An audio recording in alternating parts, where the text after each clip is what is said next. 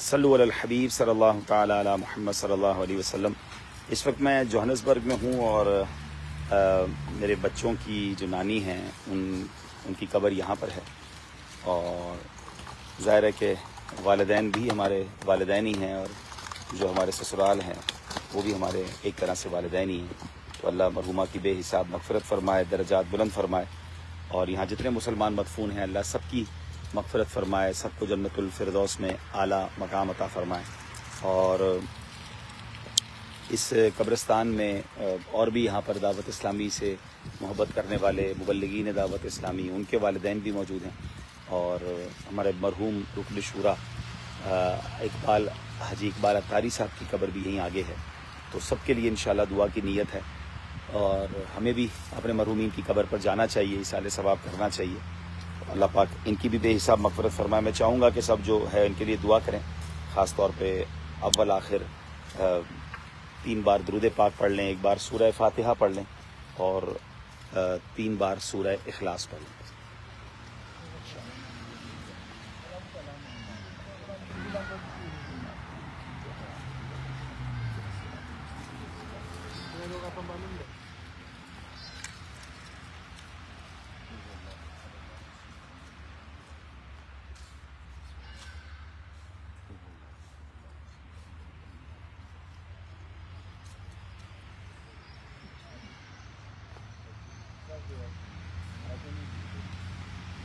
الحمدللہ رب العالمین والصلاة والسلام علی خاتم النبیین۔ اللہم ربنا آتنا فی الدنیا حسنۃ وفی الآخرۃ حسنۃ وقنا عذاب النار وقنا عذاب القبر وقنا عذاب الحشر وقنا حساب المیزان۔ اللہم ارحمہما کما ربیانی صغیرا۔ اے رب کریم جو تلاوت کی اور ہماری زندگی میں جو ٹوٹے پھوٹے نیک اعمال ہیں، پیارے آقا علیہ السلام کی وسیلہ جلیلہ سے تمام انبیاء کرام، صحابہ کرام، تابعین، تبع تابعین، اولیاء کامرین کی بارگاہ میں پیش کرتے ہیں، قبول فرما۔ تمام مسلمین، تمام مسلمات، بالخصوص اس قبرستان میں جتنے مسلمان مدفون ہیں، اے رب کریم ہمارے مرحوم والدین کی ارواح کو پیش کرتے ہیں، قبول فرما، اور میرے بچوں کی نانی کی روح کو پیش کرتے ہیں، قبول فرما۔ اے اللہ ان کی مغفرت فرما، ان کے درجات بلند فرما، جنت الفردوس میں اعلیٰ مقام عطا فرما، سرور میں جنت کی نعمت عطا فرما، ان کے تمام صغیرہ کبیرہ گناہوں کو معاف فرما۔ اے پروردگار ہمیں بھی اپنی آخرت کی، اپنی موت کی تیاری کرنے کی توفیق عطا فرما۔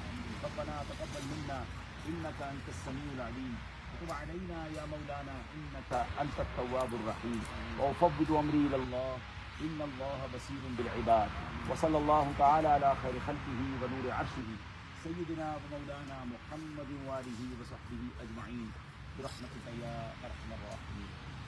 میں ویسے تو جب پاکستان میں ہوتا ہوں تو اپنے والدین کی قبر پر حاضری ہوتی ہے، اب تقریباً دوسرا ہفتہ ہے تو وہاں حاضری نہیں ہو پائی، تو جو بھی ہمارے والدین ہی ہیں ایک کی قبر پر حاضری دی ہے، تو آپ بھی اپنے مرحومین کی قبر پر جاتے رہا کریں۔ اور دوسری بات یہ ہے کہ زندہ ہیں تو ان کی قدر کیجیے، ان کی خدمت کیجیے، ان کی دعائیں لیجیے۔ اللہ پاک ہمارے تمام بزرگوں کو سلامتی والی، عافیت والی، نیکیوں والی طویل زندگی دے، آپ کے در کے سوا کسی کا محتاج نہ کرے۔